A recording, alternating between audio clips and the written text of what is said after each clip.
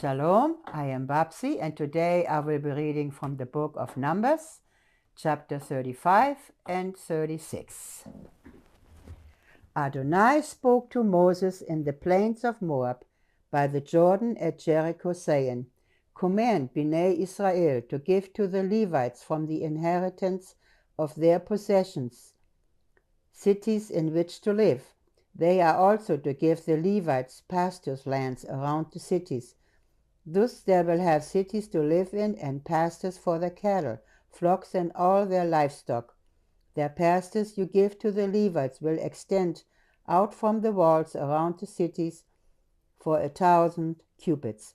You are to measure outside the cities 2,000 cubits on the east side, 2,000 cubits on the south side, on the west side 2,000 cubits, and on the north side 2,000 cubits. These are to be pastures lands for the cities.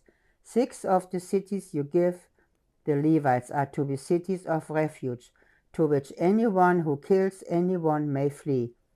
Besides these, you are to give the Levites 42 more cities. In all, you are to give the Levites 48 cities with their pastures.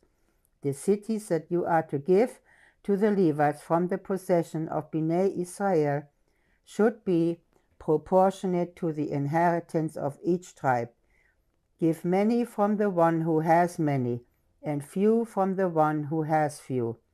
Adonai spoke to Moses, saying, Speak to Bnei Israel, saying, When you cross the Jordan into the land of Canaan, you are to select cities which will be cities of refuge, to which one might flee if he has killed someone by accident.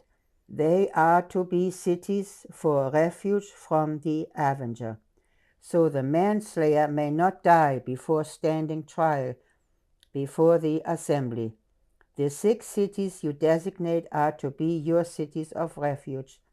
Designate 3 cities on this side of the Jordan, and 3 in the land of Canaan as cities of refuge. These 6 cities of refuge are to be for Bnei Israel, as well as for the outsider and the visitor in their midst, for anyone killing a person by accident. Now, if the manslayer strikes someone with an iron object so that he dies, he is a murderer, and the murderer must die.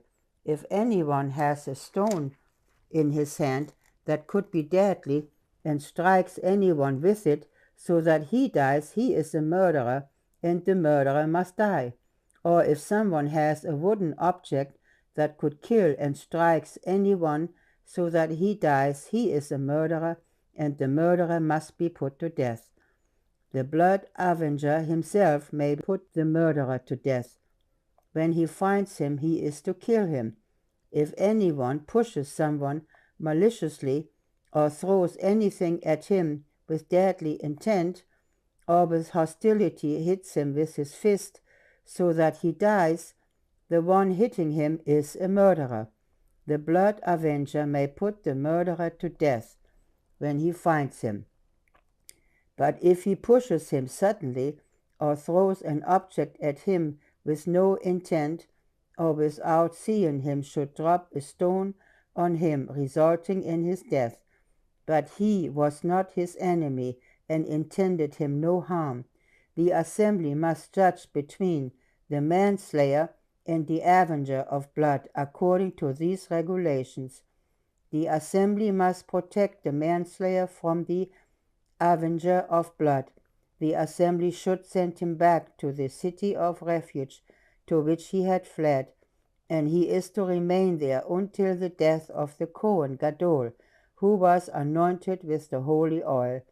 But if the manslayer should go outside the city limit of his city of refuge to which he had fled, and should the blood avenger find him outside the city limits of the refuge city, the blood avenger may put him to death, without being guilty of his blood. The manslayer must stay within the limits of his city of refuge until the Kohen Gadol dies, and after the death of the Kohen Gadol, the manslayer may return to his property. These are to be statutes of justice for your generations in all your dwelling places. Everyone killing anyone shall be put to death as a murderer only on the testimony of more than one witness. No one is to be put to death on the testimony of only one witness. You are not to accept ransom for the life of a murderer. He deserves to die, and he is to die. Do not receive a ransom for one who has fled to his city of refuge, allowing him to return to his land before the Kohen Gadol's death. You are not to pollute the land in which you are. Blood pollutes the land, and no atonement can be made for land polluted by bloodshed, except by the blood of the one who sheds it. You are not to defile the land where you live, where I dwell, for I dwell among Bnei Israel. The heads of the ancestral family of the children of Gilead, son of Machir, son of Manasseh, from the sons of Joseph, came and spoke before Moses and before the princes of the chiefs of the fathers of Bnei Israel. They said, My Lord Adonai commanded to give the land by lot as an inheritance to Bnei Israel. My Lord was also commanded by Adonai to give the inheritance of our brother Zelophehad to his daughters. If they become wives of men from other tribes of Israel, their inheritance will be taken from our ancestral inheritance and added to the inheritance of the tribe into which they marry. So it will be deducted from the allotment of our inheritance.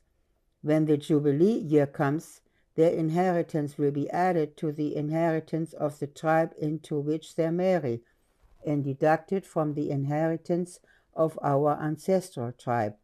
Then Moses commanded Bnei Israel at the mouth of Adonai, What the tribe of the descendants of Joseph is saying is correct.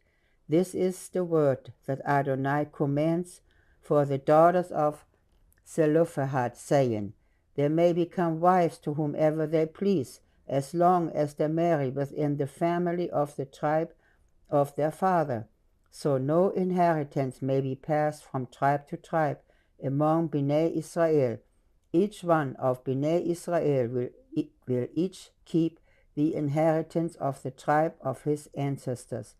Every daughter receiving an inheritance in one of the tribes of Bnei Israel should marry within the family of her father's tribe, so that Bnei Israel will each possess the inheritance of his fathers.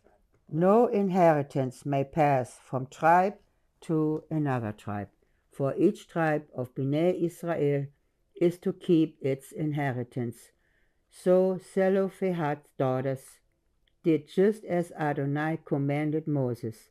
Zelophehad's daughters, Mahlah, Tirzan, Hoglah, Milcah, and Noah, married sons of their uncles.